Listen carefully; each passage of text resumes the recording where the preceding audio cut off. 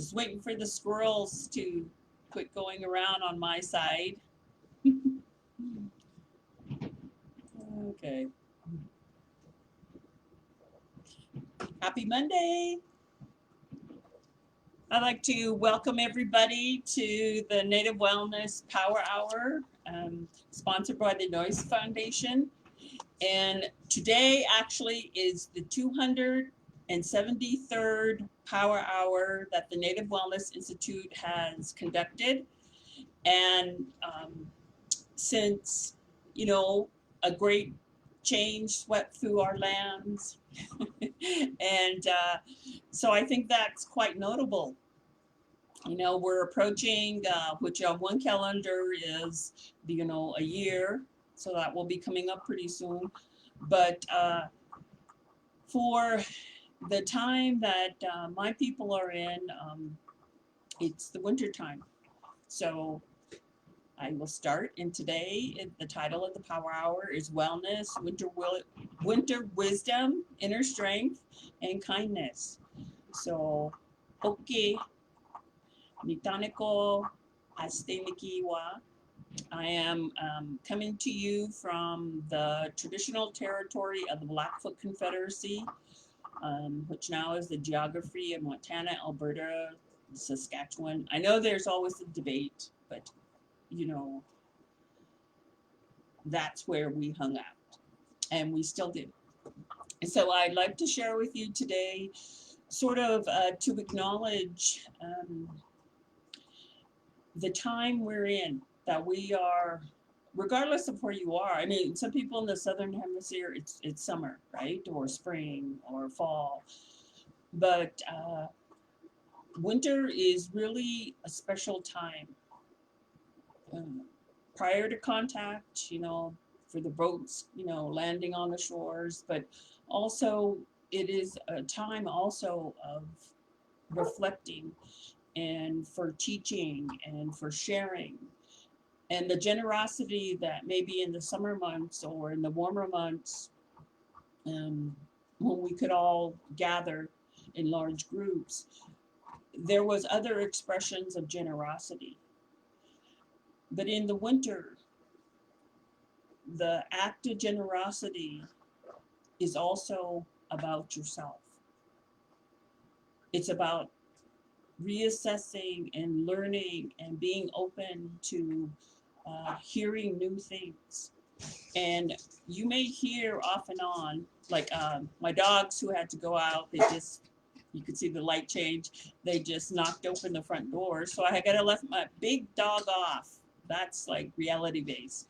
Otherwise, she weighs 67 pounds, and she uses it all very efficiently. I will be right back. Sorry.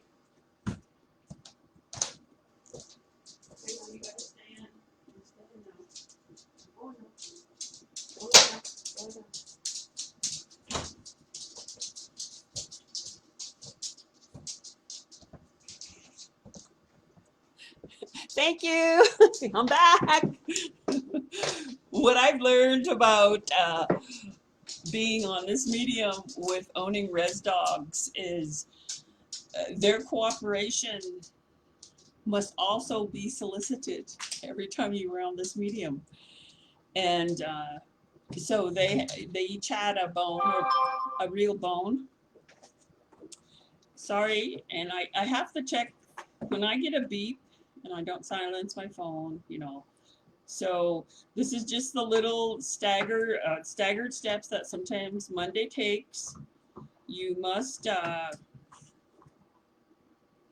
there. Now hopefully we won't, Monday comes, right? And everybody, that hasn't changed. It's like the switch gets turned on and your tempo starts to change. And for me, today, over the past couple days, I had a break from this medium because I need to do other things. And so that has been part of my winter wisdom is it's okay if, the cyber train is going full speed. It's okay if I get off at a spot and I take a rest, because you can just pick it back up. You know, that's the thing about this medium, that it lives on. It will live on as long as the grid holds up, and which is also something I wanted to do today. You know, I had not known about what was going on in the southern part of the United States with the people in Texas, but also in the other southern states. Um, and I just want them to know, if anyone from Texas is listening, or if your relatives live down there, you know that people care about you, and that our hearts and our best wishes are with the people, that they have those basic things: a shelter to live in, that they're warm, that they have water, and that they have food, and that all of their stories matter.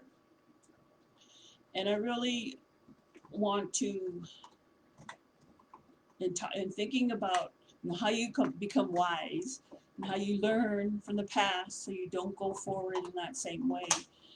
And really, with the wellness movement among indigenous populations worldwide,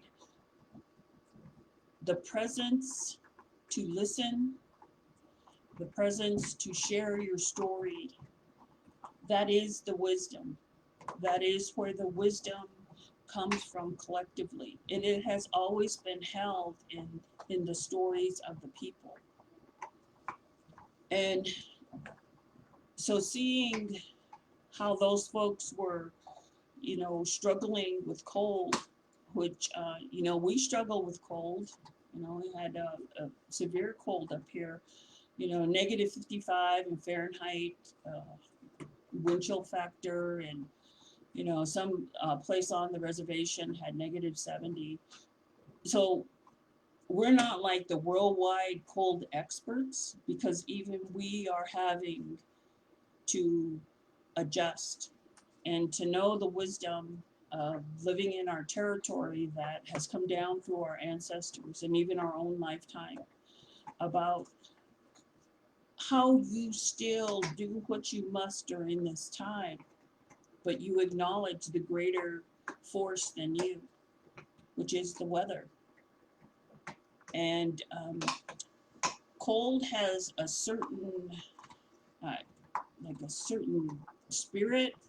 There, we have many stories about the cold maker, about how this is a necessary change that has always come.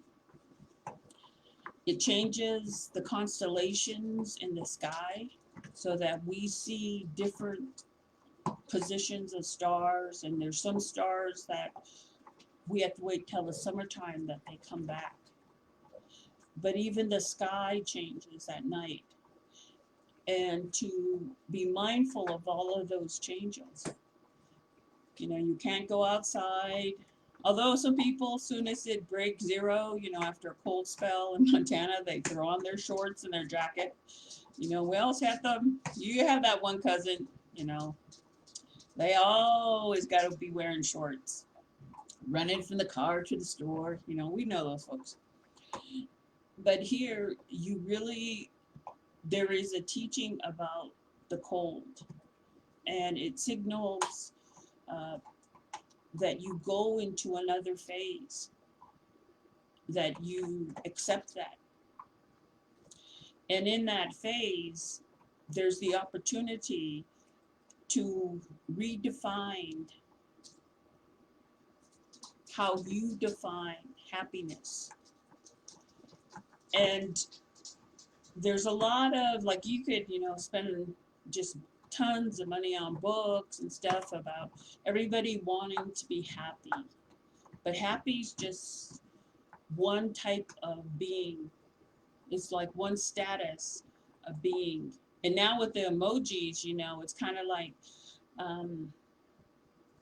unless they have like 10 million emojis, I don't think they totally capture the human experience. And happiness is like that. It can be redefined depending on your life cycle, depending on your circumstances.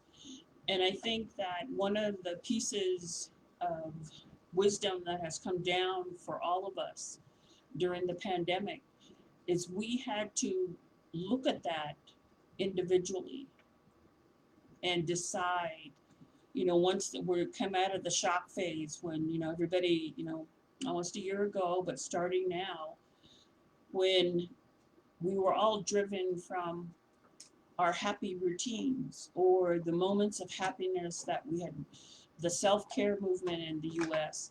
I just want everybody to know that not every country in the world is concerned or redefines their life based upon self-care. Because really, like, if you want to say from what I understand about being the sweet tippy, from being Pikaniaki, a Pikani woman, that care is all the time. But the self-care really is, if you are caring for yourself, you are caring for your nation. You're caring for the world. And sometimes the self-care is inward, but sometimes it's outward.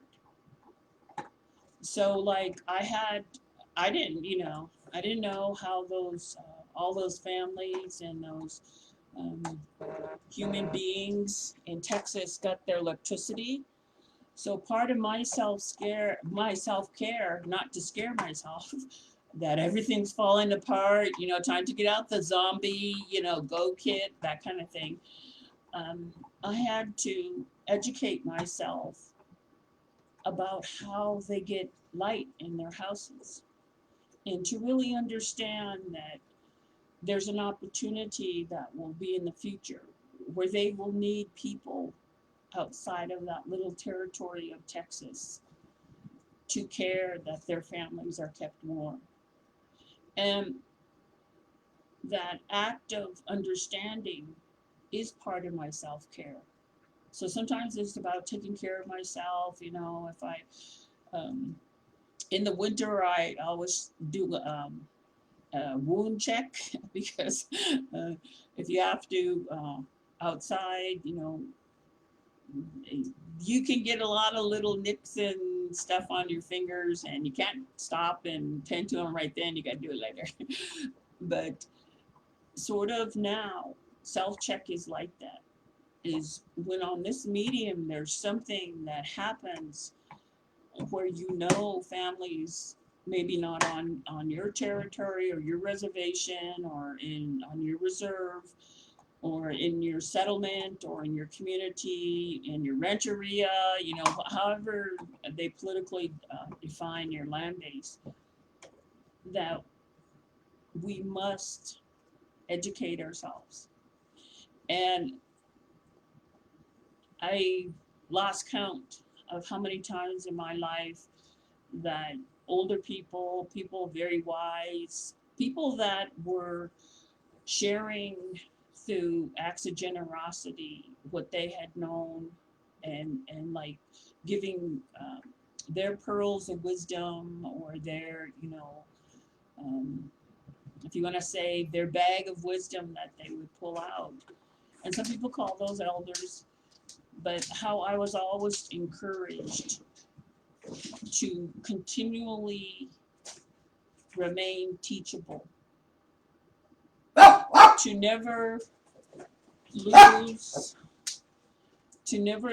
the curiosity of what's new or new people I meet, opportunities that I may receive, is to always stay open. And when I worked more predominantly with youth, people like under 18, I would always encourage them that school was teaching them about one type of homework. But when you're an Indigenous person, our way of life is that you will always receive teachings, and that homework continues when you're part of the living generation, but it also continues after you make your spiritual transition and you leave the living generation. And I always thought that that was like just such a beautiful thing to remember, that the wonderment of the universe is never ending. And one Anishinaabe or Ojibwe um, professor that I had in school, he's still living. He helped revise their constitution at White Earth, Gerald Visner. I also remember that one of his early books that he wrote was to how do you express from their worldview the wonderment and beauty of the sky. And the title of his book was An Everlasting Sky. And really to understand that the wonders of what is out there never stops. And so in the pandemic, when we're all corralled in, all my cousins that live around me ranch, so I got to use a corral. When we're all corralled in the pandemic, and more and more, the big gatherings were starting to be postponed, reimagined, reshaped, canceled, or you started hearing people say, "Not this year, next year." Or then you started hearing that wisdom change from "not this year, when it's safe for us again." And I started seeing little sayings come out from Indian country and First Nations, from indigenous communities. When it's safe for our people, do this to keep our people safe. And those messages started to be, if you want to say, part of the new, that's what's going to fill our bag of wisdom as we move forward. That re-embracing that tribal spirit, that collective spirit, that yes, you still go and you live your dreams individually. You go off and you do whatever wonderful thing you can, whatever your gifts are. But there is a reinforced collective knowledge. And you see it in communities when they responded, when they didn't have the supplies that they needed to keep their people alive and well. They collectively used whatever they could to begin to put that plea out there, to put that wish out in the universe, help us so that we can survive. And you see those wisdoms everywhere. Those moments, those slogans, those t-shirts, and often, sometimes they're in the traditional language, in the first language, but sometimes they're in English. But that intention behind them, that spirit, so that we collectively all make it through this period, is over and over. And now it's like, it's kind of like, people check some sites every day. Is that giant powwow in that sports arena or that coliseum, is it going to happen? Is it going to happen? Is it going to happen? So you can keep abreast on that type of information. But if you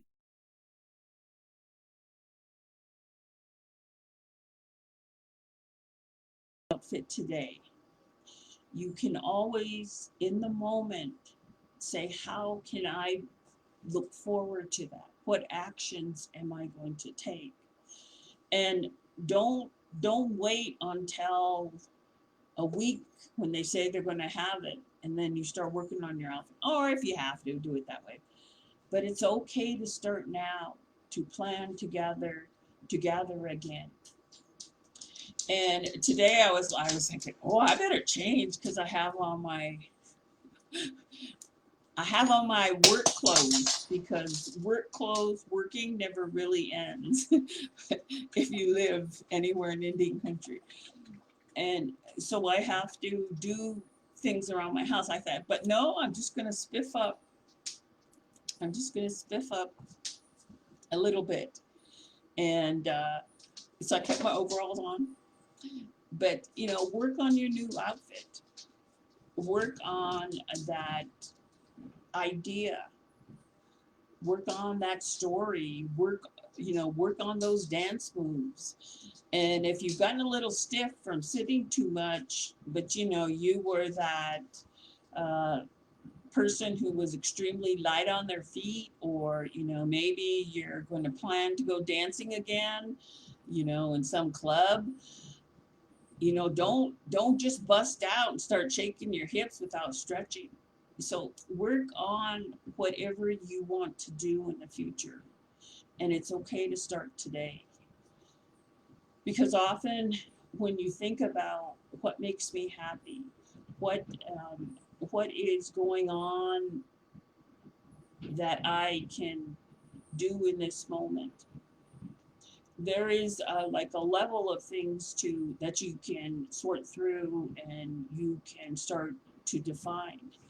And sometimes it's about what you believe is indispensable, that it's impossible to do without. And if anything has come from being in the pandemic, if you I live in a rural area, and what I found is a lot of things that I did enjoy, they were part of the time before. They were consumerized items, they were expected experiences, they were, a norm type, like a lifestyle. What I found is I can live without those. And here I am. I am evidence that it's not impossible to go forward and live with what I once believed was indispensable. And what I found particularly interesting during this time is the dialogues and the things I see coming across, uh, sort of like, if you want to say, the way the English language has changed, where if you start Googling, like, let's say 3 words: wellness, resiliency, and reconciliation. Now, those have all been English words that have been used in healing movements in indigenous communities worldwide. But now you see the people in Texas, when the news reporters were speaking, they were talking about their resiliency. And they were talking about, how do you reconcile the country, the US now, and worldwide? How do we begin to reconcile those breakdowns in relationships, whether they're culture to culture, people to people? Because what we were doing, what we're finding out, is the things that led to breakdowns in communications and being connected did not serve us well during this time. So how are we going to commit to be connected? And I've also seen come across this, like, um, for indigenous people that still live in their territories or in their home countries or the geography, we've had resiliency down for a couple 100 years now, over 500 years for some communities. And through our actions of becoming more who we are and more visible, we are showing our strength. That resiliency is not the goal of a human population. It's an experience. It's an action within an experience. And what enables you to do that is your strength, your inner strength. Whether it's you believe in the epigenetics, about how trauma is passed on, well, guess what? So is strength. And one time, it's about now maybe 20 over 20 years ago. My mother, um, who's on, my 82-year-old mother, she's not watching this because she's on her own Zoom call. You know, she got things to do. But she had said, when people were saying about how tragic, how many things we have to amend and fix, you know, and the growing awareness about what had been what had happened to our ancestors and to ourselves, and breaking the silence around that. And so people would get overburdened. They would feel that it was too late. Oh, those things are lost and gone forever. And I can remember my mom saying, if you imagine like a cord, like a bright light shining cord running so far in a circle that you can't even see the sides or the back, but you know it's there. Our disruption is this much of that cord. And so whatever has been done to our ancestors, to us in our lifetimes, because we're still mending, we're still healing, our strength has had a longer time to be a part of our spirit. And our people were very, very strong, not just physically, in their minds, in their spirits. And that strength came from connection, not just, you know, being human centric and only thinking it's the human family that decides the future, but being connected to all things all the time. And that's why they were in self-care mode all the time, because care was defined as connection, of reverence and respect. And yes, we were human, so we also had ways to address when something would threaten that circle of safety, threatened a family, a person. If there had been a wrong done, we had a way to bring it back.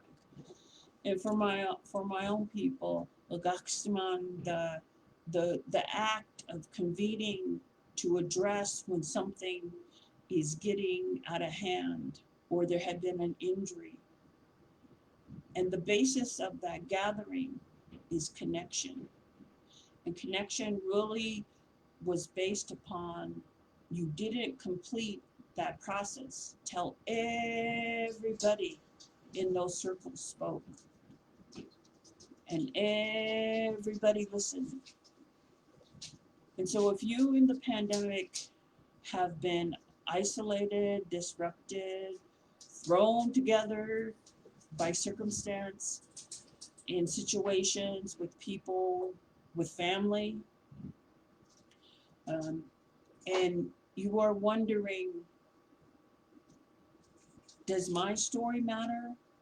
Does my experience matter? Yes, it does. Because only through collective sharing now are we going to be able to gather the wisdom in the circle by hearing everybody. Because everybody in this spirit, in this experience, children, the babies that are born now, they have their own story of wisdom, what it's like to come during this time. And as they grow, they will be able to say, I lived. My life was transferred by the Creator to live during this time. Even though it was a hard time for the people, I am the evidence of the Creator's gift. You hear my little chow pug? Let me see if I can, there's probably a bone that she wants. Lady, let me see, she might, because otherwise, she's really good. She has good lung capacity. Come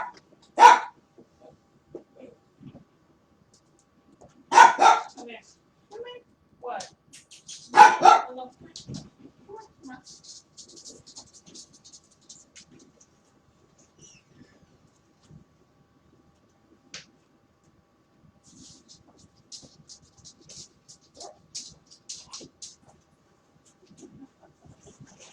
no.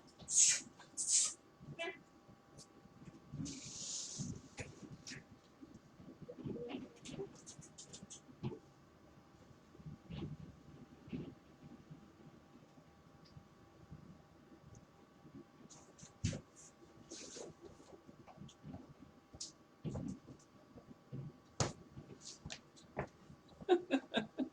So thank you. Thanks again. Oh, gotta stay reality based. Good thing I didn't have to chase my dog down the flat, because otherwise I would have been really long. Um, but I was thinking about that also, is the teachings about people lived on. That's why I'm here. That's why you're here. That's why we're all here. Because despite the hardship, or and the good times, because there are good times in hardship, um, there have been many, I think, stories that I've been privileged to hear, and sometimes I tell myself my own story of my own day in my notebook, and I also do sometimes I write. I keep a going page on my Word program, and I'm telling my story to all the things, all the spiritual connections that I'm a part of, because I'm the human in those connections. And as I was preparing for today, I really wanted to talk about that strength that was given to me through my genetics, through my culture, through the land that I live on. That when great change came to my people and the reservation was first started here, after it was shrunk down through the denial of treaties, agreements, and sort of like this new reality of land title, through all that period, at one time, for the Blackfoot Reservation, or Blackfeet Reservation in Montana in the U.S., they had a fence around the around the res to keep us in. And there are a lot of stories about how, like on one little dirt road, there were these two outposts not too far from where I live, where non-Indians would go there and they would sit in there to make sure that no Indians crossed in that little piece of geography.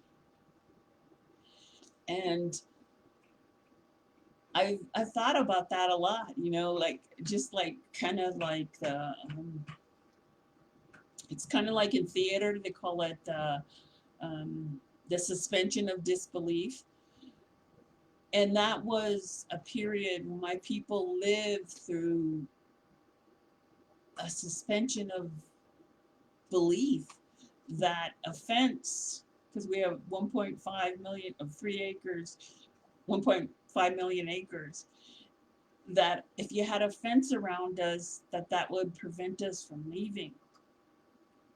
And I'm not talking about like a concrete wall or anything they have now. I'm talking about, here's a post and then wire strung in another post.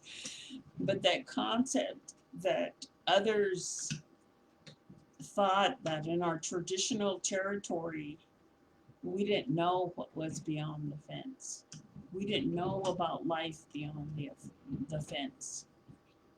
And we knew, and we were able to experience during that time those continual teachings about our traditional territory, about outside of the fence, south of here, for my people, was the traditional Picanni crossing, what people called Missouri, or uh, at by the Bigfoot Springs in Great Falls, Montana.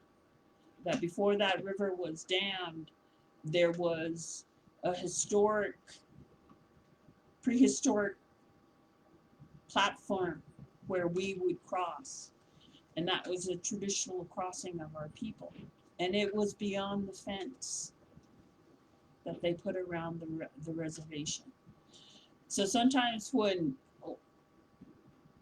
like, once you realize they put up a fence to keep us in, we'd have to have a pass, and they were like keeping tabs on us. Um,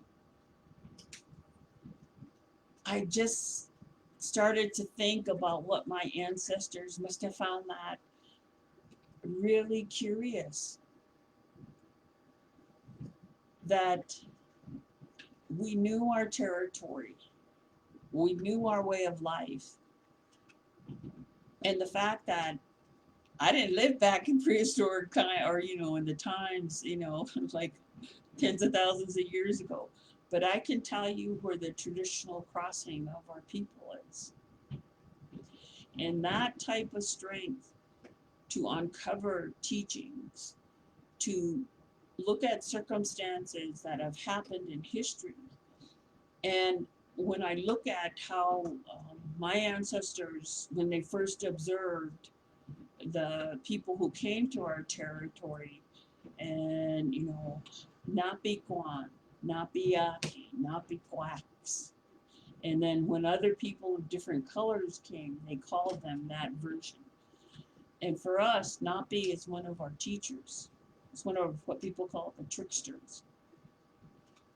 And that's what they call the visitors. So if I look at that and say that this winter time is when we can tell those stories, we can do you do the teachings that will help you in the time ahead, the actions that guide your actions in the days ahead. You share those teachings. And I think about that fence, and I think about our traditional crossing. And my ancestors described those people in a way that now I look at them and I say, if I see all of this that's happening, especially like in the US the last 4 years, I see all this stuff.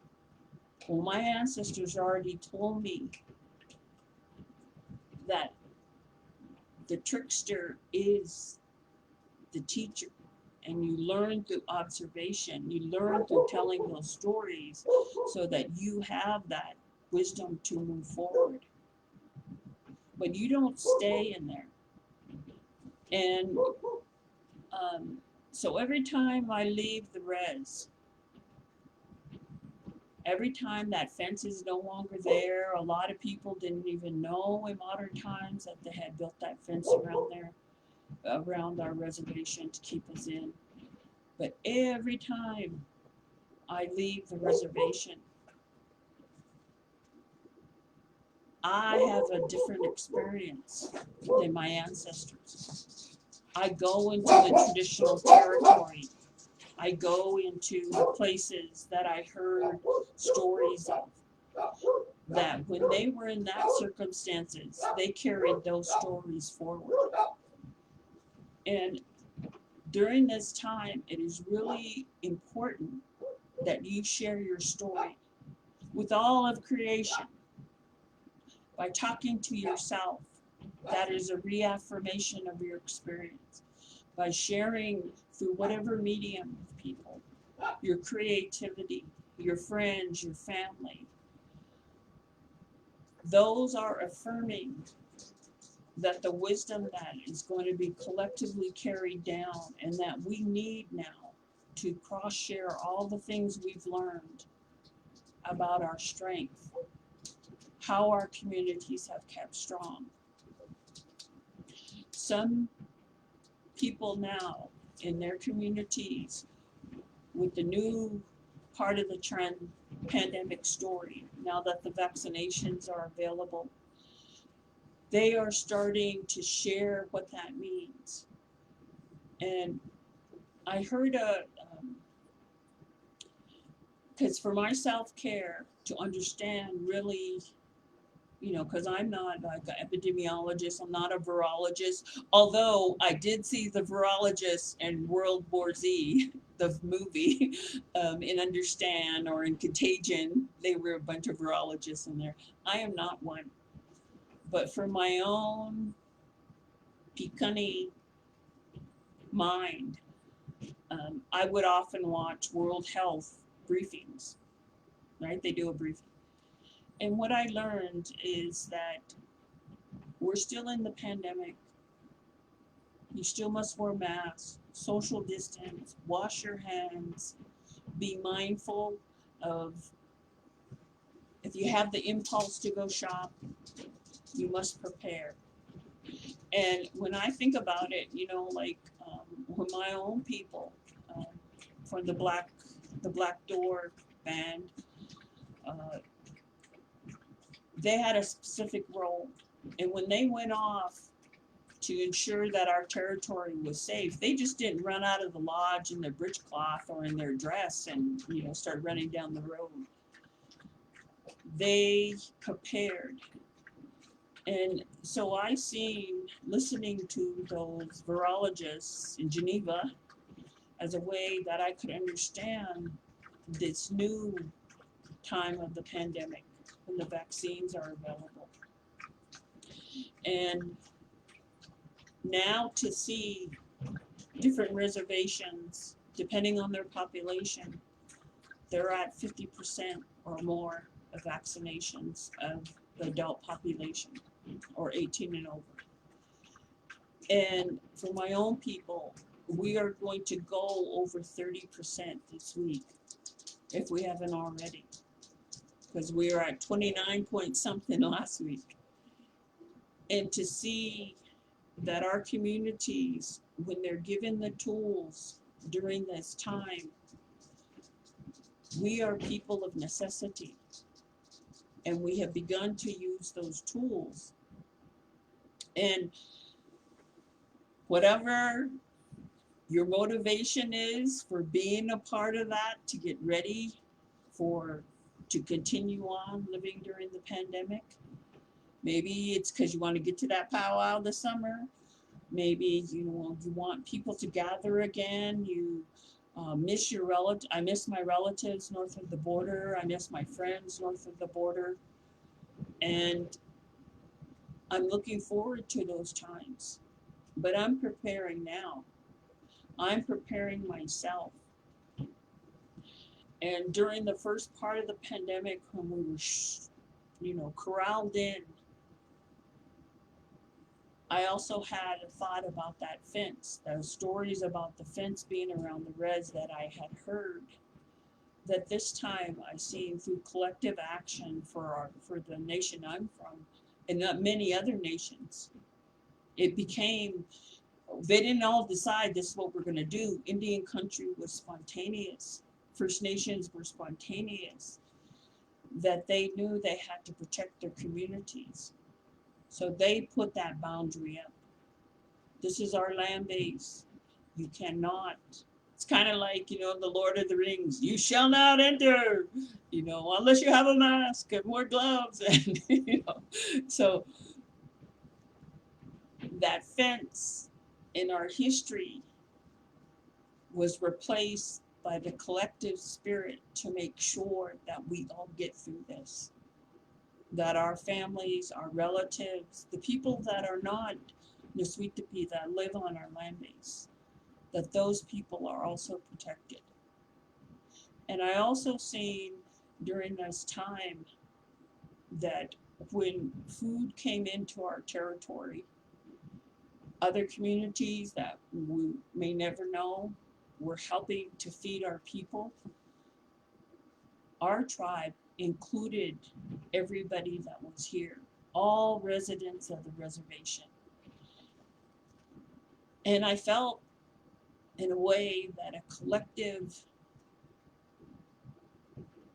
spirit of injury in the past, when they withheld food as a weapon against us, or they starved us, or they deprived us of buffalo through their actions, that there was a mending in that spirit. there was a mending because we did not do the same thing. We opened it up to all residents, and there was an equity. If somebody's wondering, outside of Indian country, the definition of equity, it's also about acknowledging the past and not repeating it, of understanding that you can heal and not pay it forward. So I've seen that. That's part of my story that I'm sharing, is that we understood those families are hungry too. And some of them have married into our tribe. That is our family. Traditionally, that's the family. That's the definition. And so you do not, in our collective experience, we don't forget about the pandemic once 10 years from now, 10 summers from now, 10 winters from now. This is part of our winter count as Indigenous people, as collectively in the US with all the other families that are here. Our human family, this is our winter count. We are going to have that notation of the pandemic, and we're not through it. But it's changed, and it changes every, and so we're in seasons of this. And if I knew the end date, I would free stream it. I'm just saying that. But we still must take that wisdom from before, and pay it forward. And whatever you do over the next coming days, you take that wisdom, regardless of if you've been vaxxed or not. That's my short-term English. Vaxxed, res-vaxxed, and not a vacuum. I'm res-vaxxed. So, or this will be the new sign for I'm res-vaxxed, or I guess I'm res-vaxxed. But you take that and you say, well, what got me here? What brought me to this day where I can say that I am farther along. My chances are better of making it to the end of this experience in the living generation. What have you done to share that story?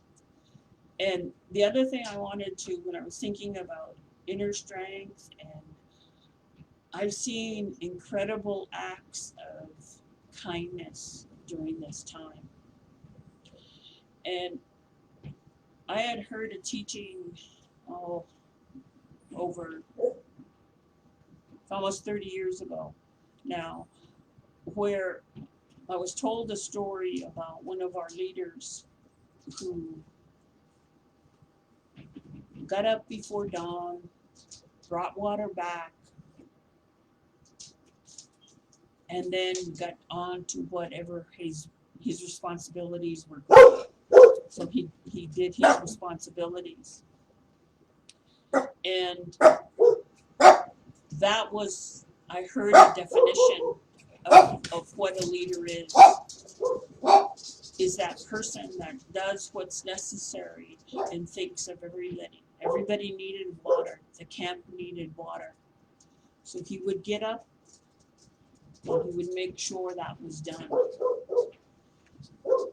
And I thought about that a lot during the last months that have passed since this time of the pandemic, where I have seen people, they have a job, they're one of the first line workers, and in their spare time, they're over volunteering, helping feed people.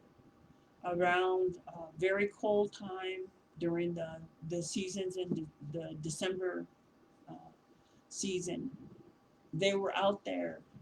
Some of them came to my door. Some of them were my cousins, some of them were, and they went all over, taking everything they had to bring supplies to people, to help people. If people are looking for a definition of kindness, that is an action of kindness. That you, using everything you have, so that others may eat, so that they, through receiving that, what you're telling them is, I see you. We belong to the same people. I'm acknowledging that your life, you are living. And often during the pandemic, there has been waves where people are isolated. And some people, as they shrunk down to their family units, maybe their friends, their far off friends, or their friends who made other, for their own health, had to further isolate. They were reminded during that time by somebody coming and through everything they had, bringing them food, to acknowledge them, to say you belong. And my res dog belongs to me, so I got to unclip her, or she's very strong. Come here. Come on, my girl.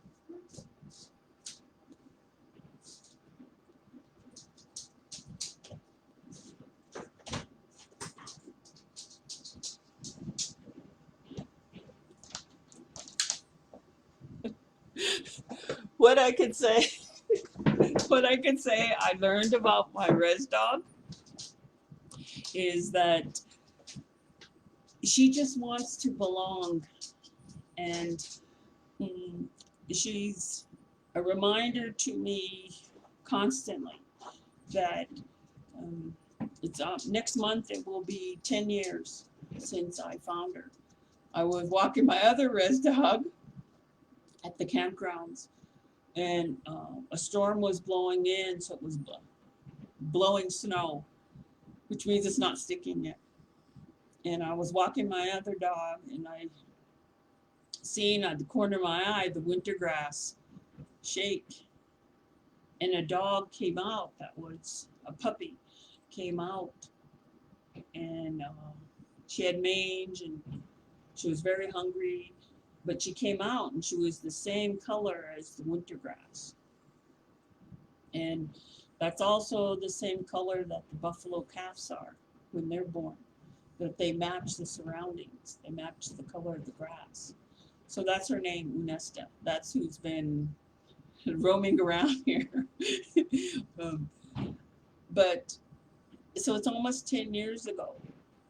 And during the pandemic, my res dogs, or I heard a teaching that imida, or what people say the word for dog, is actually like the spirit that moves around, or that is your companion. And they've been part of my story because they're travelers also. And one of my dogs travels pretty much. I take her everywhere that I can.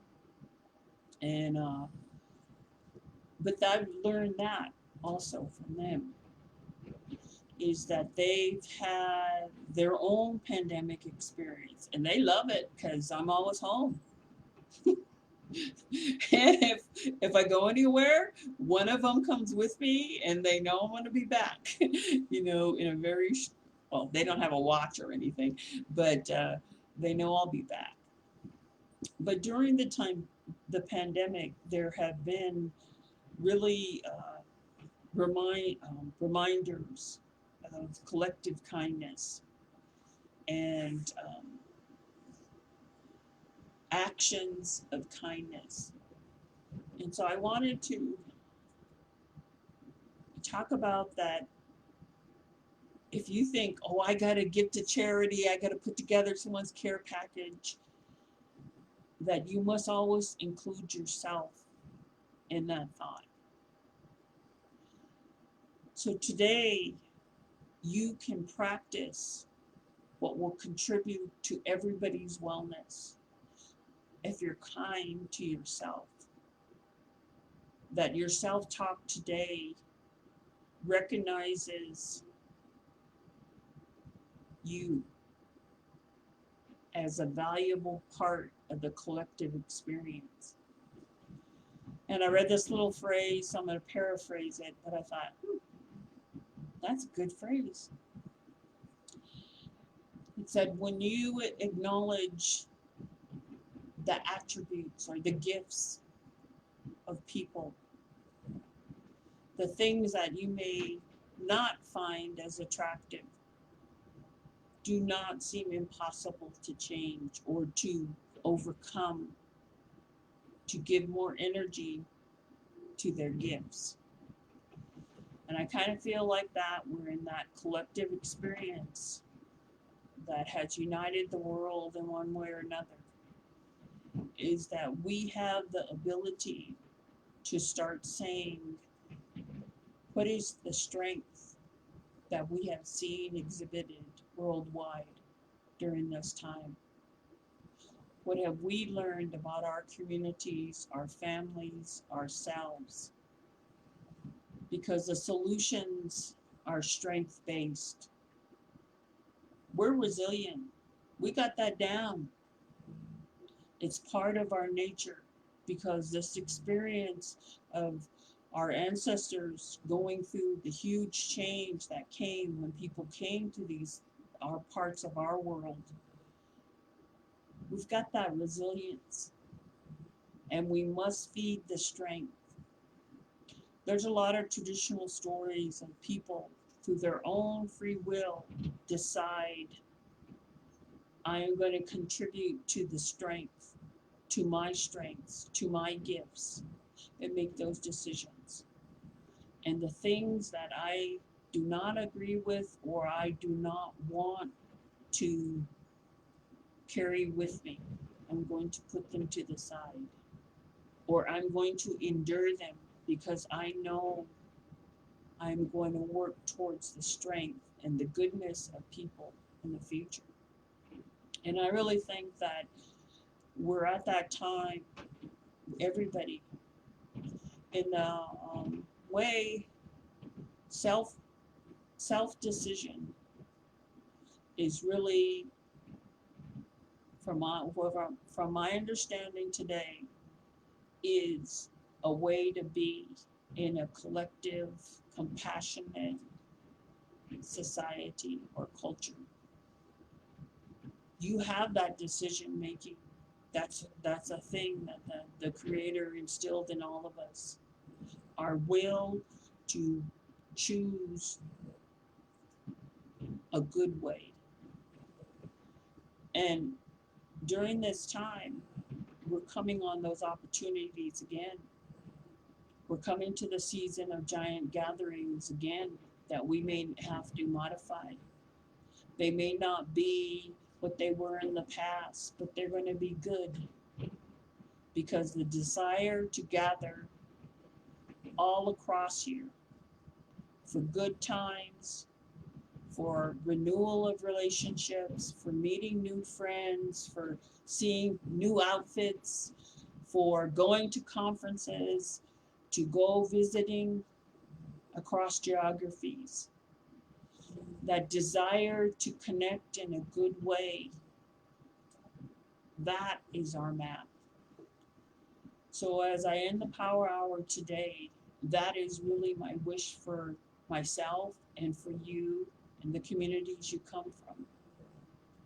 That our desire to connect in a good way is our roadmap, is our part of our winter count in the pandemic. How we went about in a good way. And so please share your stories. And even in the comments, share your stories with each other, with the universe, with your res dogs, because we all matter. You matter. We all belong to each other. And through that connection, whatever the future brings, in a good way, we will go forward. So I'd like to thank you again today to joining me and my res dogs, and my commercial breaks and my res dogs during the Power Hour. And to a reminder that you can also watch it later or tell somebody later on the YouTube or here on Facebook. And again, we'd like to give thanks to the Noise Foundation for sponsoring the 273rd Power Hour. I almost want to sound like I'm going to do the Kentucky Derby announcer, but 273 Power Hours. So tomorrow at noon, whatever that is your time, is the 274th Power Hour.